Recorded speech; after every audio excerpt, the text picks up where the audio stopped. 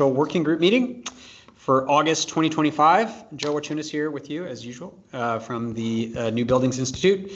And let's dive into our super fun antitrust compliance statement. The Advanced Water Heating Initiative is a member-supported collaborative of professionals from across the U.S. This diverse membership includes numerous competitors, and care must be taken to scrupulously abide by federal and state antitrust laws. Members should remember that antitrust compliance is important at all time. This and other AWHI meetings, participants should not discuss competitive pricing, profitability, allocating markets or customers, or promotion of a particular product or accessory.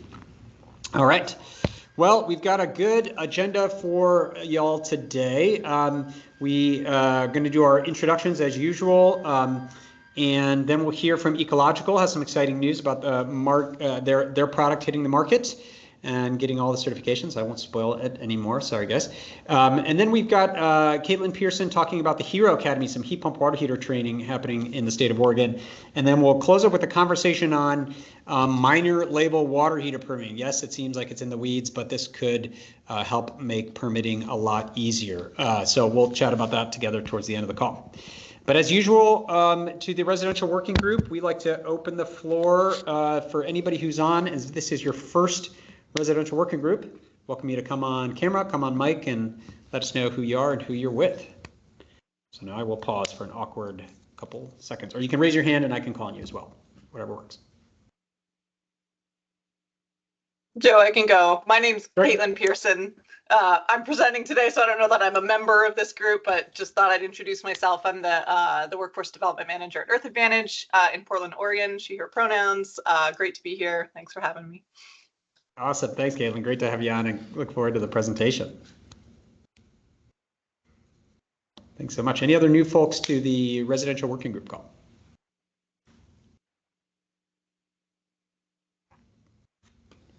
Looks like we've got a returning audience today. Last chance, any new folks?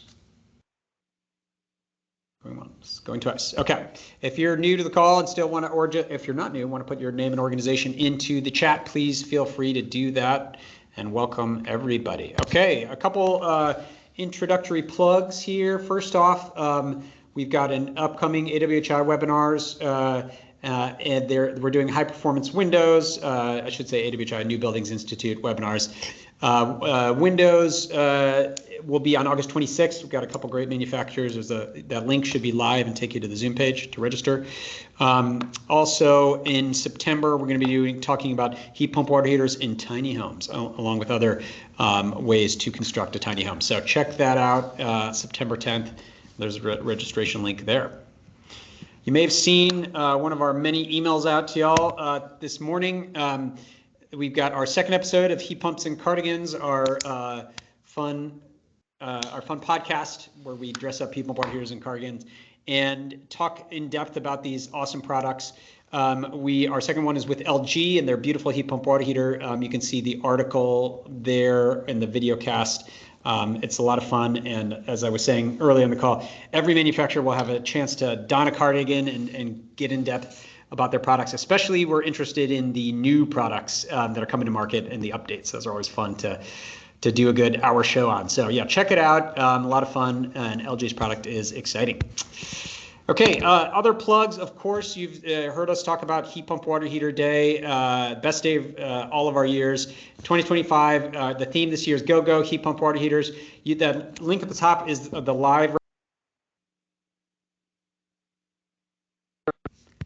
Okay, we announced the program today, last week for Heat Pump Water Heater Day. And so you can find all the different sessions. We are going to have some sessions earlier, even in the week, and we're devoting some days to installers, other days to affordable heat pump water heaters.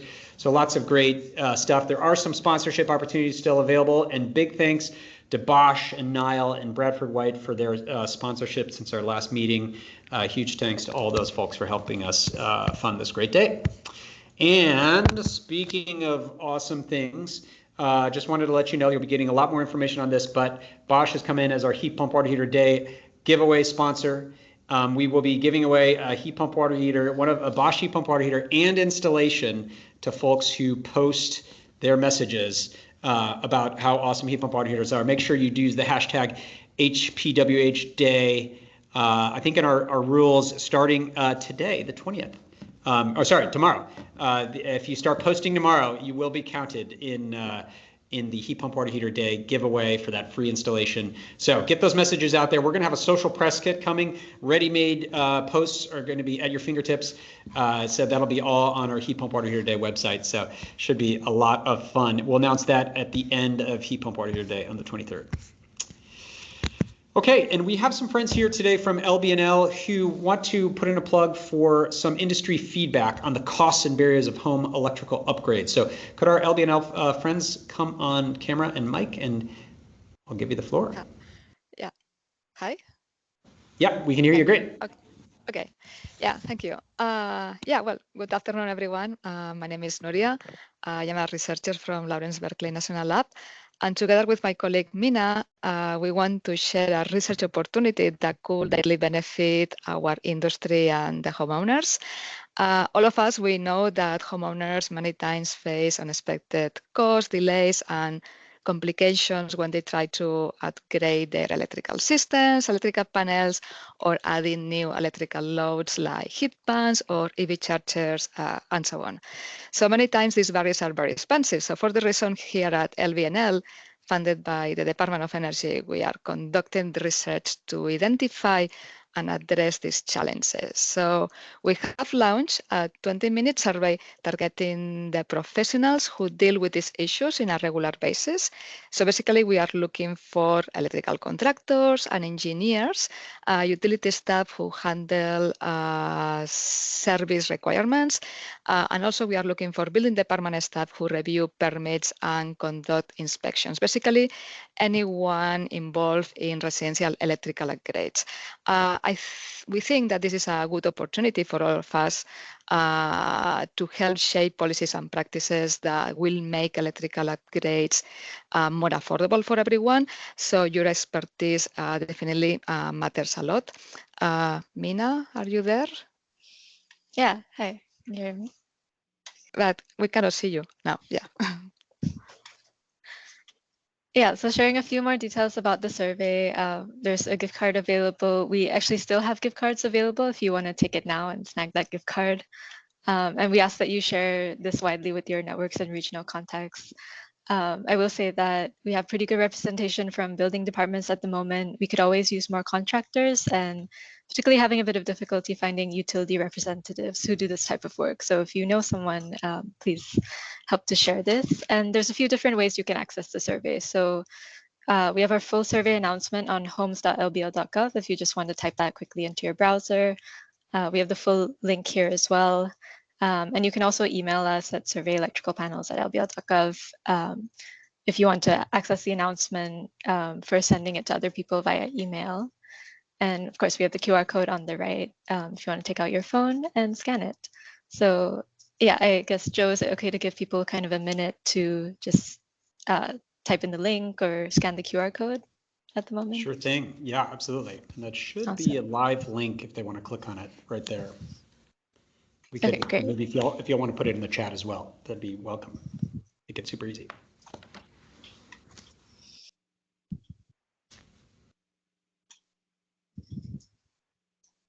And while folks are opening that survey, Scott Wilson will serenade us in one of his favorite songs. Sorry, just leave it. I can just do happy birthday. Can I do that one? Is it your birthday? No, but you know, I was on a Southwest flight and the flight attendant said, I'll give someone a free ticket if they'll get up and sing a song. And this guy jumped up and sang happy birthday. I thought, nice move. That's a good one. I could have done that one. It's pretty good. Wow. Yeah, it was good. Well, speaking of free things, yeah, please help LBNL here and yeah, get that $25 gift card. There's still some available. Share your expertise. And we should have some good utility folks on the call. So please help share your experience. Anything else, Nuria and Mina? And that's all. I think, Thanks. yeah. Yeah. Oh, go ahead, Nuria. No, that's all. Yeah, thank you. Thank you very much for the opportunity for sharing this. Thank you very much. Yeah, happy to do so. And good luck with your research, and excited to see your findings. So thanks so much. Great. All right, well, let's dive into our manufacturer spotlight today. We invited Ecological on to talk to us about some exciting developments. Scott, I'll hand it over to you. If you want to take control of the screen, feel free. Otherwise, I can drive your slides.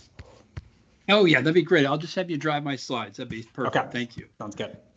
All right, gang. Well, we are very excited to announce our split heat pump water heaters are here. So two of my partners are on this call, Carl Uthi and Rod Williams. And if you guys will throw your contact info in the chat, that'd be great. If you know those guys, they're here to help you. And as soon as I finish talking, I'll also put my name in the chat. So we're looking to hear from anyone on the call that we can help out. So Ecological 2 years ago started the process of developing a split system heat pump water heater that complied with US standards. And last week, the first container landed. So they're actually here. And we also sell a tower. Little side note, we do that too. If you could do our next slide, please, Joe.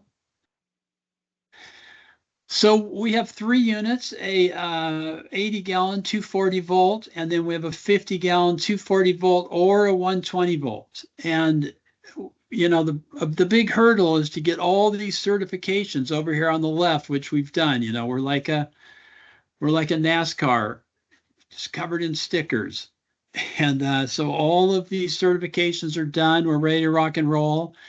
And, you know, the big thing we're doing starting out is trying to get units out to installers and utilities so they can test them, right? No one's going to be buying a container or buying an 8-pack of these units before they've really seen if they like them and they work. And so we're out there selling 2-packs of these units at our container load price, and we're covering the freight to get these to you. So introductory offer for 2025, and there's what they look like. Next slide, please. So lots of performance stats here. Energy Star gave us one of the top energy efficient heat pump water heaters in the country. And that's because of that big fan you see there, right? All the towers have a little fan, but with our big heat pump, it lets us move a lot of air through there, and it's given us some fantastic UEF numbers and some COP numbers, and there they all are right there. So it's just a very efficient unit. We're doing a 10-year warranty across the country. Maybe we're the only ones, if not very few, that are using a 513A refrigerant, right? Everyone else is using a 134A. They'll eventually have to move to 513, but we thought, well, let's just start right now. We have a DC inverter heat pump that is a variable speed motor for more efficiency. We have our heat pump operating range is 5 degrees to 120 degrees. Below and above that, we have electrical backup elements that kick in. Sound level for the tank, of course, is 0 because which would be sitting inside the house or inside your mobile home or garage. The heat pump outside has a sound level of 49. And we're using a special microchannel heat exchange technology instead of using copper. So microchannel has more of the metal touching the tank for a lot more efficient heat exchange.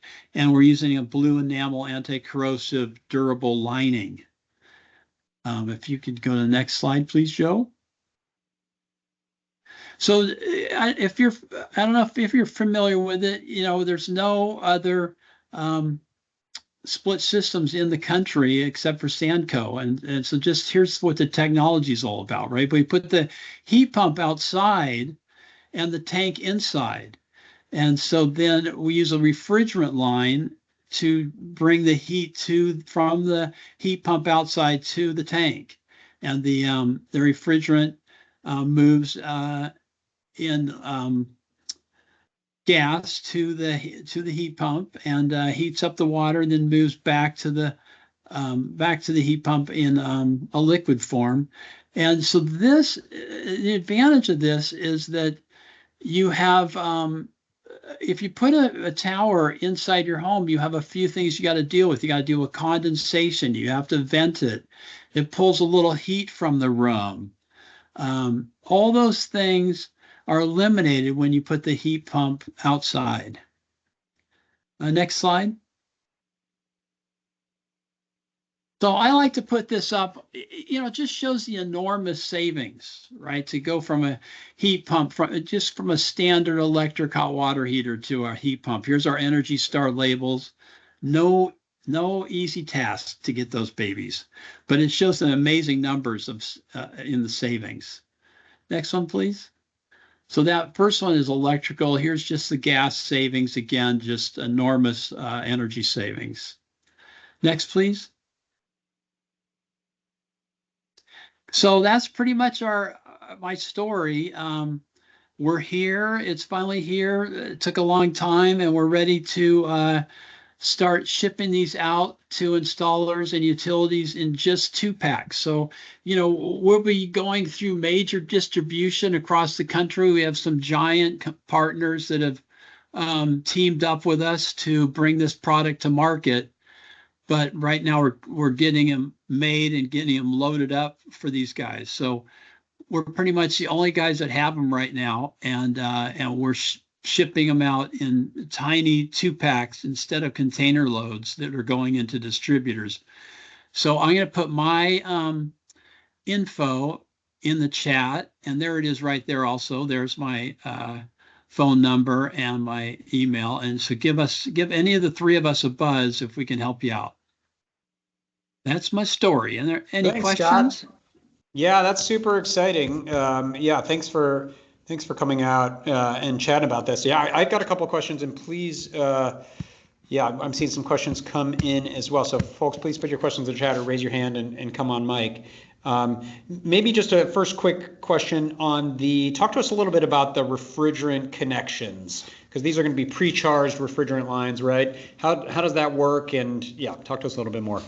Oh, great question. Thanks. It's almost like I hired you for that question. I should have, we have a longer PowerPoint that we do. So we're really proud of our patented Quick Connect EcoConnect fittings.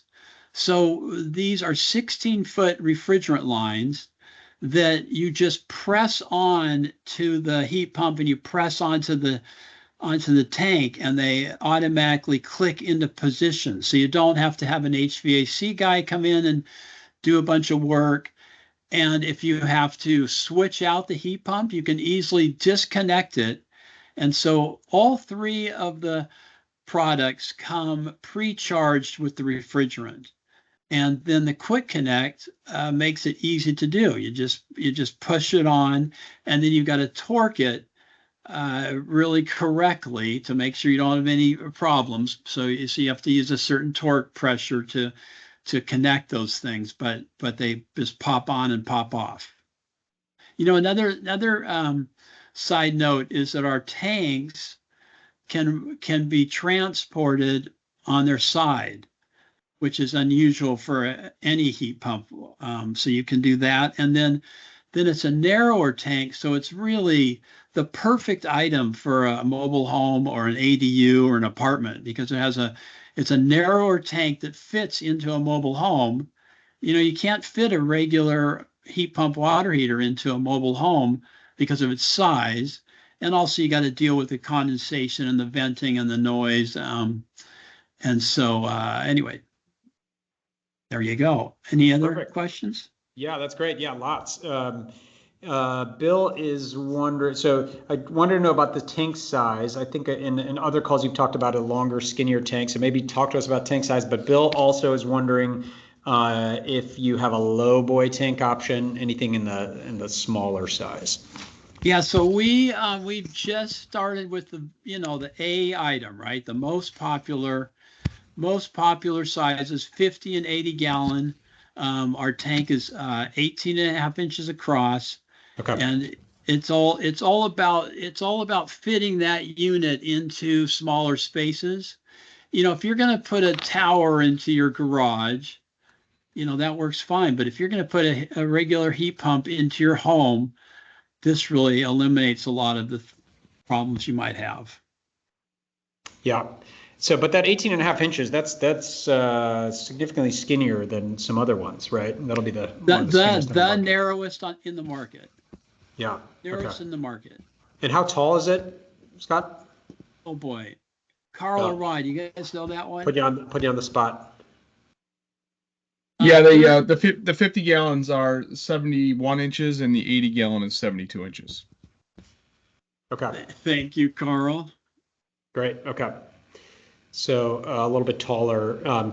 Great. I see Steve Broaden's on the line. He's going to be joining us for a second, a little bit later to talk about permitting. But Steve is wondering about what if you have to go longer than 16 feet. Can you tie some of these refrigerant lines together? What if your line set needs to be longer? Yeah, Joe, I can jump in on that. So we're going to change the line set length eventually when we get a lot of feedback. But the OEM is going to come out with a 16 foot. And then after 16 foot, an HVAC specialist can weld in new line. So you'd have to vacuum down and recharge the line set after that happens, but you can go up to 30 feet without affecting the efficiency of the product.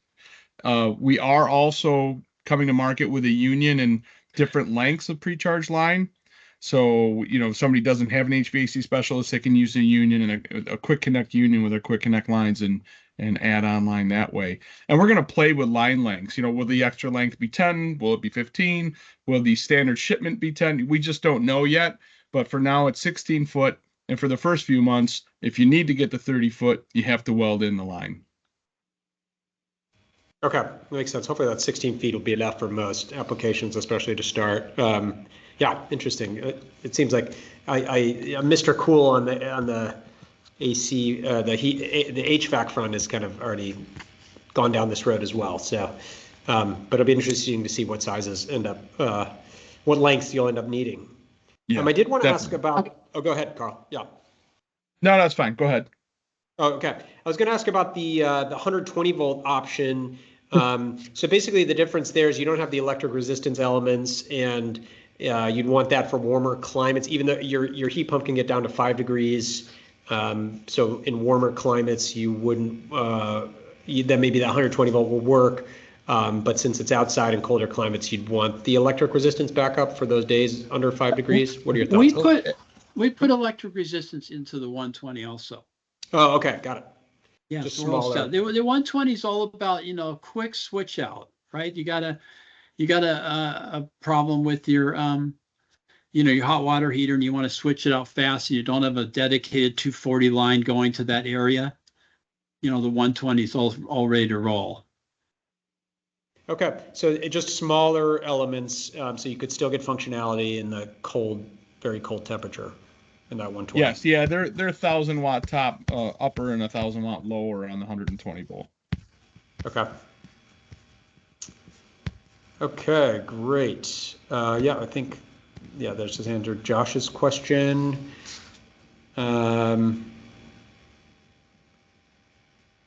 Great. For answering most of my questions, I'm just trying to make sure we got everybody in the chat. Looks pretty good. Hey, Joe, I just wanted to know, Yeah. Is there the lowest temperature the outdoor unit can survive outside? Is there any concern of damage? I know electric resistance turns on at 5, but can it go down to -15, -20 without concern? Yes, because it's once it hits that temperature threshold, the heat pump shuts down and it doesn't operate.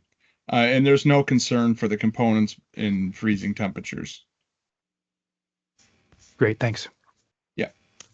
Okay, just so I'm understand. Okay, so the electric resistance elements are in the tank, and those are going to heat the water in when it gets too cold. Got it. Yeah. Okay. Yeah. So there, the settings are you could put it in full electric resistance if you wanted to, but with the NEA specifications, it reverts back to hybrid mode or default mode.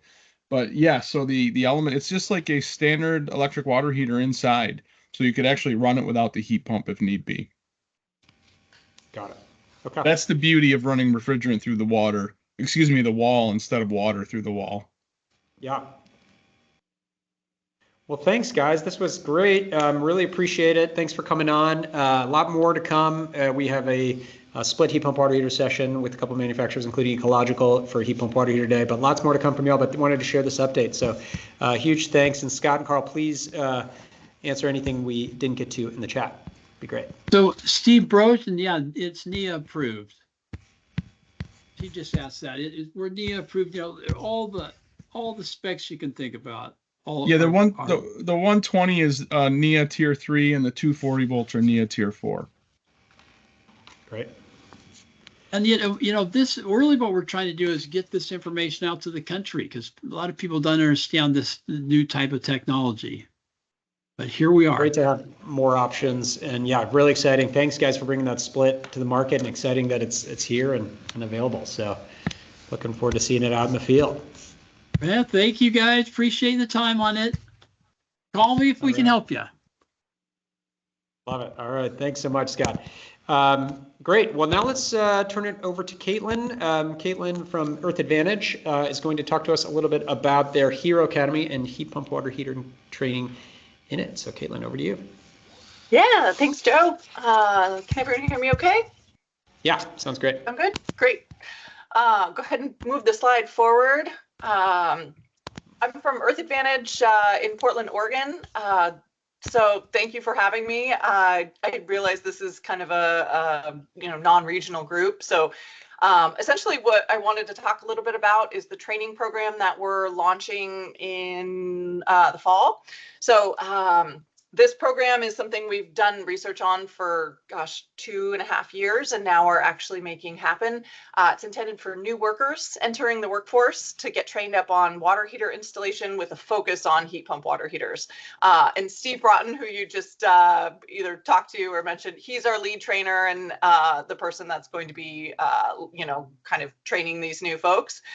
So Joe, go ahead and hit forward on I think the slide will come in on a couple sections. There we go. Okay, so the Hero Academy is it's a worker training program. We start with pre-apprenticeship programs. We have partnerships with 5 local pre-apprenticeships programs here in Portland. So there's trainees that will go through 10 weeks of fundamental construction training, and they'll come out on the other end sort of looking for their career. And a lot of the pre-apprenticeship programs have connections to commercial and union, which is fantastic, and I totally support. And Earth Advantage focuses on residential. So we're trying to build not exactly an apprenticeship, but a supportive career pathway, a supported program that will take new workers, train them in water heater installation, and get them working in residential through both classroom and hands-on training, and then field-based training also. So go ahead and click the next button. Yeah, there we go. And again, there we go. Okay, so the Hero Academy is funded by the city of Portland. So it is a local Portland-based program. And the way that we have it set up is we have 3 weeks of classroom training that'll be job specific, so focused on water heater installation and the technicalities behind actually working and maintaining these. And so that'll be a mix of classroom and hands-on, but essentially taught in a workshop. It's taught by Steve, so I'm not sure if he's still on the line, but hi, Steve. And some of our team, we've got Bruce Mann-Clark, who's also supporting this and leading on curriculum. So some good, industry experts helping to make this possible. And the value of the program that we have these partnerships with the pre-apprenticeship programs is that they have career coaches and they have support services that they have available for these trainees as they're entering the workforce. And so they all really want to help these trainees succeed. And during both before and during the program, there's some degree of support services that are available for these new workers who are going to be selected for the program. And just to kind of elaborate on PSEF, the Portland Clean Energy Fund it's intended for folks that are underrepresented in the construction industry. tends to gravitate towards retrofit and energy efficiency for lower income families that weren't really served by the clean energy sector before. And so this training program is specifically for people of color, lower income folks, folks on SNAP or food stamps, folks coming out of houselessness, folks who are queer, women, face gender-based discrimination in the workplace, potentially some disabilities, but of course you have to be able to do the job. So anyway, the group that we're working with are folks that tend not to be your typical installer, and so that's kind of why this program is a little bit special and has some of those wraparound services included. So Joe, go ahead and click yep, there we go. Okay, so 3 weeks classroom and hands-on training, then we move to 12 weeks of field-based training. And so this is with when the trainees will be with 1 or 2 contractors in the field, working with their installers and their supers to, go out to different job sites and learn how to do an install. So, is there a question, or was that just no, I think if folks can remember to mute themselves, and background noise, no worries, all good. Cool. So the contractors participating in this generally are people that we know really well, but we are requiring that they have a little bit of like safe workplace training so that the people coming into these environments, are inclusive, and like women are going to feel supported, people of color are going to feel safe, things like that. So that's kind of a little bit of how the program is operating. And what makes this kind of cool is that the city of Portland, our grant is paying for in full the worker wage, and we're paying $25 an hour for workers going through this full program. And so they get full training, and they get a livable wage for 30 hours a week for 15 weeks. And at the end of it, should be trained in water heater installation with a focus on heat pump water heaters. And yeah, last one. So then the last step is permanent hire. So at this point, when they graduate from the program, then we're going to be looking for contractors to bring these folks on to their, whoever is doing heat pump water heater installs. We're hoping to connect with contractors specifically in the Portland metro area, but we're open to talking to anyone if you have questions, but our goal with this presentation and with this program is to get these trainees jobs locally. So the ask right now, the reason I'm here is if there's any folks that work in Portland or kind of in the larger Oregon area, to kind of get in touch with us, keep an eye on this program. Essentially the timeline for the water heater cohort, we do have 3 cohorts, and 2 of them are going to be ductless heat pump installs, so that'll be a little bit more of HVAC focus. But the water heater cohort, we'll start recruiting in November, we'll start training in February, and they'll graduate in May or early June. So that's kind of the timeline on when this is going to get rolling. And so if you know of anyone in Portland that is installing these water heaters, I just want to put it out there. We're interested in talking to contractors and hoping to, at the end of the program, connect these folks, these new trainees, with jobs installing these heat pump water heaters. So I'll pause there. Is there any questions? Thanks so much, Caitlin. Really appreciate it. Fascinating program, and I'd like to start us out with a question. What's the breakdown time between class time, like learning in class, and you may have mentioned this, and being out in the field? How would you break it down? How much are they out there, and how much are they in the classroom? Yeah, so the first 3 weeks, if you go back to that other slide, the first 3 weeks will be in the classroom full time. And we have it set up so that the morning is slides and kind of, classroom style. And then the afternoon is activities and projects. So that's the classroom portion. And then the 12 weeks is in the field. And during the 12 weeks, every other Friday, so there'll be 6 Fridays, we'll pull them back into the classroom every other Friday to do a little bit of upskill, check in, how's it going? They'll meet with their career coach. Every other Friday will be kind of our touch point during the field-based portion of the training. So yeah. Cool. Okay. Thanks for, you did say that, but thanks for outlining no worries. that. That's great. Pepper's wondering, do you have a sense for continuing wages? Is the $25 an hour sustainable with market wages for these entry-level installers when they go out in the field? Yeah, we did. You know, we asked people essentially, what are you hiring at, and then off the street essentially, and few skills, and then where do you expect people to be when they're at some level of ability to install within the first year or two. And we found that it is within that $25, $26, $27 range. So what we wanted to make sure that the training program was enticing for them, we needed to pay more than fast food. Honestly, fast food's paying 20 an hour now in some places. And so we needed to make that more appealing, so that, folks can get into this program and then transfer into, a real full-time permanent position, paying a similar wage. So we expect that it'll be about the same, about 25 or so in Portland, when they are receiving job offers. It's going to vary. We don't have full control over that. It's going to depend on the contractor, but that's based on our market research. That's sort of what we anticipated. Yeah. Okay. Does that answer the question? Yeah, I think so. That was great. Pepper does have a follow-up question. Is the expectation that the employers or Great Northwest, is Great Northwest your only installer that you're working with on heat pump water heaters? They're our lead instructor. Okay. And they will also be one of the work-based learning hosts, like having a trainee for those 12 weeks. So they're one, and we're talking to other contractors about being another work-based learning host. Okay. Yeah. And would these employers continue employment, or is that TBD after the 12 weeks? TBD, yeah. Okay. So after the end of the program, what's guaranteed is the 15 weeks. And then at the end, what we're doing our best, the outreach I'm doing right now is like, bring me all the contractors. We want to make sure everyone that is installing heat pump water heaters, at least in Portland for this program, knows that we're doing this training and are going to have trainees that will be job ready. And so our goal at the end of the program is to connect those trainees to companies that are hiring and installing heat pump water heaters.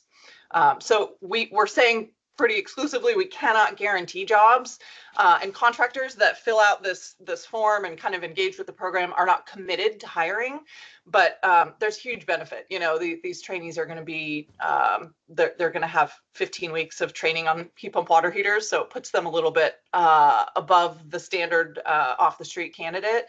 And we also have some local workforce development funding to extend the wage stipends when someone is hired. So that's a little bit of an aside, but yeah. So Great. No guarantees, but we're really seeking contractors who are interested in connecting with us to hire new workers. Yeah. Cool. Let's do two more maybe quick rapid fire answers before our next segment. Peter Trimmel's wondering how many participants you're trying to get, and then Evelyn's wondering how are the participants selected or recruited or marketed to? Participants being like the trainees, the new workers? I think so. The trainees, 3 to 5 is for the water heater cohort. It's relatively small. The ductless heat pump cohorts are a little larger. We doing that just simply because water heaters we feel like that's still slightly new. And Joe, can you say what the second question was again? Oh yeah, and then how are the participants selected or recruited? Yeah, we're in the process right now. I just had 3 interviews today and 3 yesterday, and we had 43 applications for 6 slots. So wow. A lot of good applications. All the pre-apprenticeship programs are sort of, on board and encouraging their folks, their trainees to apply. And what's really nice is we have the career coaches at each of those pre-apprenticeship programs who know the participants and can recommend, say like, yeah, this person is a hard worker. They're ready for the job, and then they can also say, this person still needs to line up their transportation. They're not quite job ready yet. So that's some of the screening. And then obviously we are doing interviews right now and trying to whittle the group down from a larger amount to our top 12. So, okay. Yeah. Cool. Exciting. Yeah. I actually, Tom reminded me of a question I wanted to ask as well. Are the trainees earning that Oregon water heater specialty license certificate? Yes, I should have said that. I'm sorry. Yeah, they will be earning in the timeline of the program, we don't think that they will 100% be able to get it just based on the administrative time that it takes to register, prepare, send in paperwork, take the exam, but they will be ready for the exam and they'll be taking it either at the very end or shortly before the end of the program. So that's the goal, is to get them that license 100%. Yeah. Okay. Great. Thanks, Caitlin. Really great effort. Yeah, so another plug here. If you know any contractors in the Portland area, or if you're very interested in this program in general, check out that link. And Caitlin, maybe you could put it in the chat as well for folks. Sure.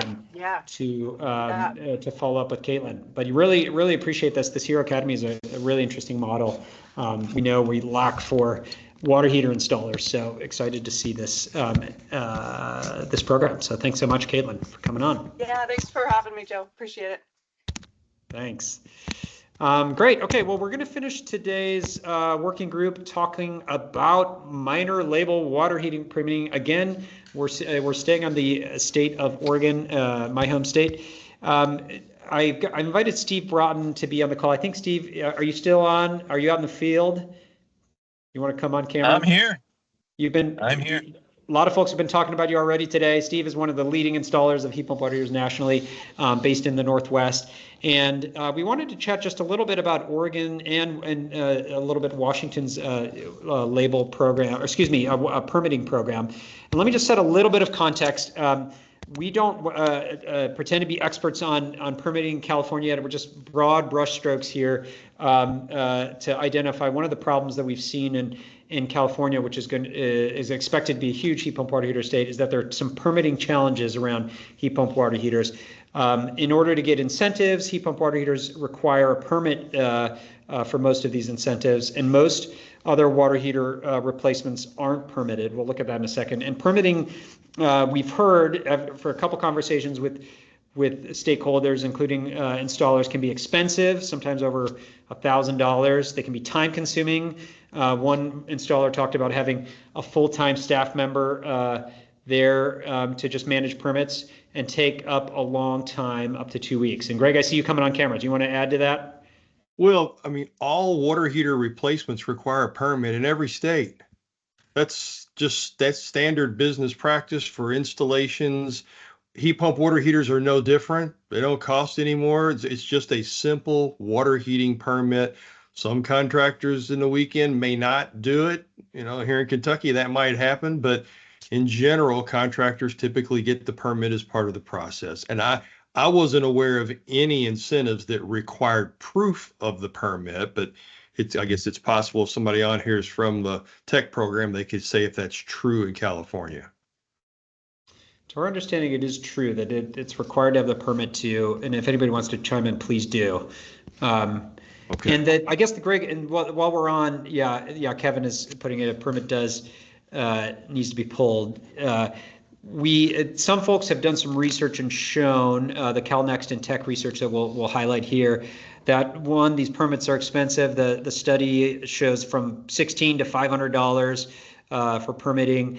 And then the CalNext program looked into it and saw that for gas water heaters, in the low single digits of percentage-wise of water heaters were getting permitted in the state. So it might be on the books to get permitting, but I think it's not often done.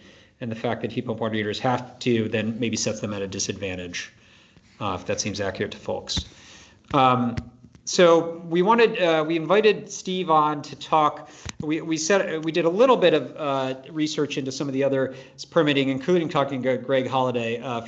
Greg, we have Kentucky on there as well, to understand what is happening in other states, and really wanted to especially highlight what's happening in Oregon as maybe a different alternative model. And so Steve Broughton, who works a lot in Oregon, we were chatting, and he helped provide a lot of this content for these slides.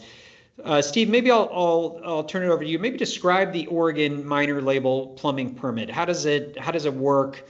And just tell us about how it's set up. All right, Joe. Thank you. Hello, everybody. So the minor label, and I think also to Greg was kind of bringing it up. Yes, all heat pump water heaters in general are supposed to be permitted. To my knowledge at this point, Oregon is the only one that's come up with the minor label. Vancouver has theirs still. I believe it's not as user friendly, so you won't see that a lot in the state of Washington.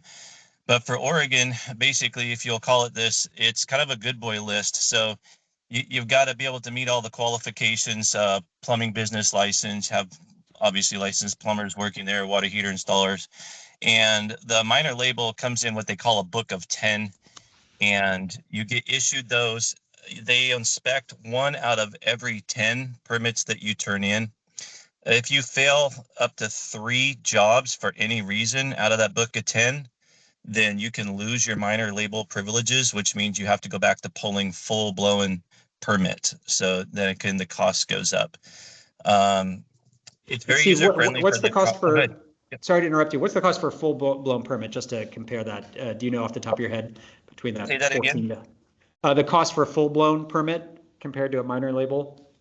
Oh, yeah, depending on the jurisdiction. I mean, we usually start at about $100. You might be able to get one less than that, but you have to also remember when you call in, or a lot of contractors know this, you get the permit cost, but then you get the admin fee on top of it.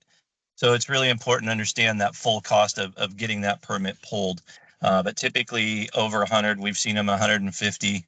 So at $14, you know, that's not a bad deal. Now, I will say, you know, since we're bringing up price, we do charge a small admin fee.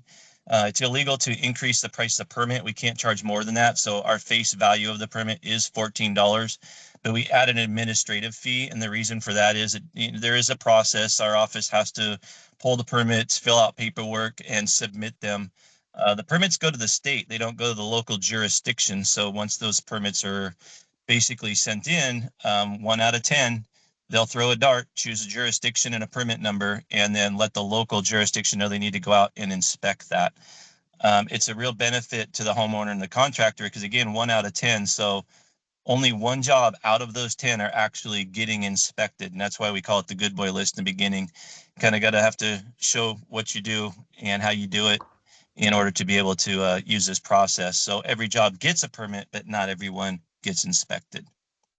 Yeah, that's really fascinating. So, and these are some of the bullet points for after the inspection, Steve. The plumber doesn't have to wait around for the permit. That was a benefit you highlighted, and usually you're telling the homeowner they could be contacted never, or in a month, or up to 2 years. Is that right? Yes, my 2-year number is because I actually experienced that on a minor label in a house I bought years ago. I got a call and I'm like, "What is this for?" And it's like, "This permit that was pulled is a minor label." 2 years. But yeah. So, and the convenience to the contractor also with the minor label is that once you're done with your job, again, you're just turning in that minor label number, that permit number. Your office sends in the paperwork, and we're done. If you pull a full blown permit, then we all know you have to work with the homeowner to decide when's going to be an appropriate time and make the call, set it up. We don't have to do that with the minor label. If a homeowner or customer is chosen to be inspected, their information is on that permit. So the jurisdiction will reach out to the homeowner. It has nothing to do with us, the contractor, anymore. Unless it fails the permit, right? And then they have the plumber has to pay for the re-inspection. Is that right? That is correct. Yep. Yeah. You got to go out and make your corrections. And you were saying, Steve, how that's a huge incentive to make sure you do it well, right? Because you don't want to hear in a couple of months that you've failed a permit and have to go back out there and fix it and do a reinspection. No, absolutely. You know, if homeowners understood what it took to be able to use this program and stay on the program, it would definitely speak well of contractors. Not setting ourselves on a higher pedestal. A lot of plumbing contractors and contractors have these. Electricians, actually, in our area, there's a minor label for electricians as well. So Oregon's done a good job of adapting this into the program. But no, I mean, we don't ever want to hear of a fail, because if we fail one, that means we get 2 left. And I've seen it happen to contractors. You hit 3, you're done. You're out of it. Now it's going through the administrative hoops of actually pulling permits and getting the inspections done, processing it through to close it out. Well, Steve, I wanted to chat a little bit about that because one of the other challenges we've heard on permitting heat pump water is you might have to, if you're going from gas to electric, have to extend a 240 volt line. So you have to get an electrical permit and the plumbing permit. But with the minor label program, in our conversation, you were talking about how that can be, if an electrician qualifies for that program, they can use the minor label for running the electrical line. You want to say more about that? No, absolutely. The program's pretty much set up the same for the electricians as it is for plumbing. And that's what those minor labels are. Right now, we just have 2 of them in our state, 1 plumbing and 1 electrical. And they're held to the same standards. when it comes to electrifying or switching over from gas to electric, or, just whatever we have to do with permitting and any electrical work that needs to be done to put, our heat pump water heaters in, it's a benefit to the homeowner. You have 2 permits that have to be dealt with, and both of them are very inexpensive. That's no great. process. The $14. Great. That's fantastic. And you've been how long have you been using the minor label program, Steve? Has been, and how do you have any idea how long it's been around? It's been around a long time, as far back as I can remember. I've been doing this, so we won't go into that. Okay. Well, talk to us a little bit about Washington inspections. We put the Kentucky here too, Greg. We'll get to that in a second. I would love your thoughts. But the Washington, tell us about, at least in Clark County, Washington, they don't have the minor label program, but they have this innovative virtual inspection. Tell us about that one. No, absolutely. In the virtual, I'm not sure how long it's been around, just because of that last question, so I'll nit this one real quick. But I know that it started during COVID, so we all know what happened around COVID and our footprint in people's homes and whatnot. It was a way for contractors to continue working and have inspections done.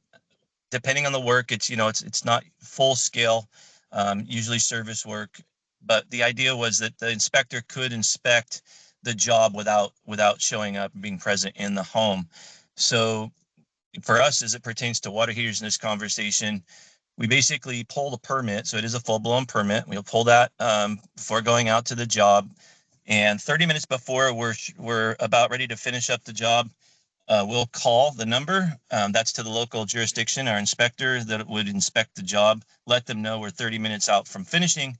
And what'll happen is they'll give us a call. We set up the app with them, and it becomes a video conference, if you will. And basically, we're walking them through what we did. They're seeing all of our work on the camera. They have us walk around and basically get the lens on all the important pieces that would be looked at during an inspection. And it saves a lot of time and money for the state. So I don't know if we're getting any of that back in taxes, probably not, but nonetheless, it is definitely a time saver for our jurisdictions and for us. We don't need to go back. A lot of times either the homeowner's gonna have to be there or we have to go back on a full-blown permit because it will be inspected. So this saves us time. We're already in the home. So it's much quicker. So that, again, it's savings all the way around for everyone. What we found that we like about it is that during the inspection, if there's any questions that the inspector would have from what they see, we can have a discussion about the work. If it was something that maybe they would have red flagged, well, we can take care of that right there. If they want corrections made, we make it right there on the spot.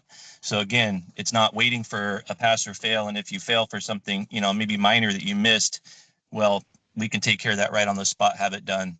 And so it's been very convenient. We really appreciate being able to do it just to save on those second trips back. Homeowners think it's kind of a neat deal. They get their jobs inspected, but they're not being burdened by multiple trips as well. Steve, does the say you have to make a small correction, does the inspector stay on the call with you as you do it, or do you call them back after you made the correction? It's been both ways. We've had it where it's just a really quick, easy little do this, and when I say correction, sometimes we didn't even do anything wrong. As we all know that deal with inspectors, they're always going to bring something up. So it's kind of talking through, negotiating your way through that and going, oh, okay, that's fine. If there was something that was missed that's going to take more than just hanging on the phone for a minute, then yes, we could hang up and call them back, let them know it's been corrected. At that point, they've already seen everything. We just send them a photo. Sometimes they might want to get back on and do a video, but basically we could just send a photo, put in some verbiage about what we did, and everything's solid.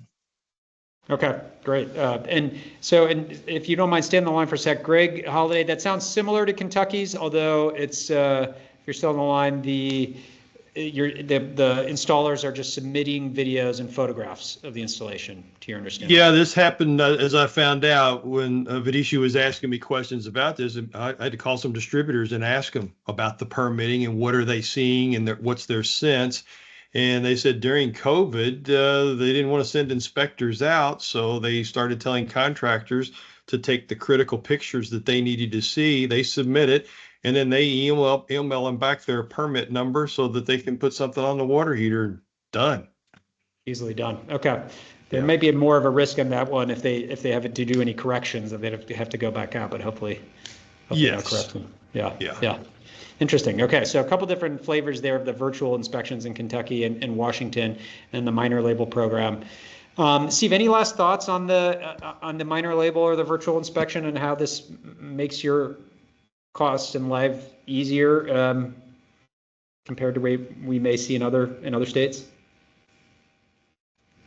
No, I think we hit it all. I would just say that, I think that anybody on this call, or we all know somebody, so there's probably a huge network that can come from these calls and these meetings to just advocate for programs like this in your states and other states, because again, it's a huge benefit to contractors. It's a benefit to the local jurisdictions as well, to save them time and money that can be put into other places. So I think it's definitely something that should be adapted in more than just here.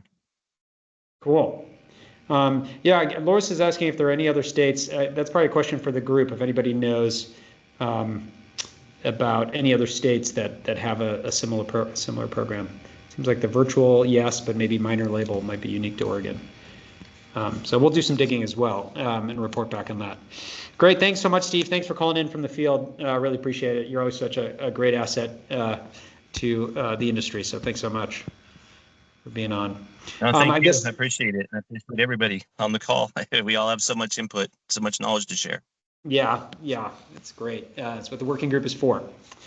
Just last thing, as Greg was saying, the rebates in Maine, we just reached out to Efficiency Maine. They are independent from inspections.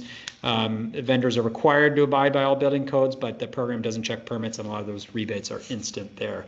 But it sounds like that's the way in most of the country. All right. Well, we exhausted our time today. Just a last thought. Our next meeting, sorry, I didn't put our next meeting is September 16th. Hope to see you then. We're going to have Medea on for a manufacturer spotlight. So look forward to having them on. If you're not getting emails, send us an email at info@advancedwaterheatinginitiative.org, or let us know if you want to join one of our task groups. We've got a lot of great ones. And that's it from me here.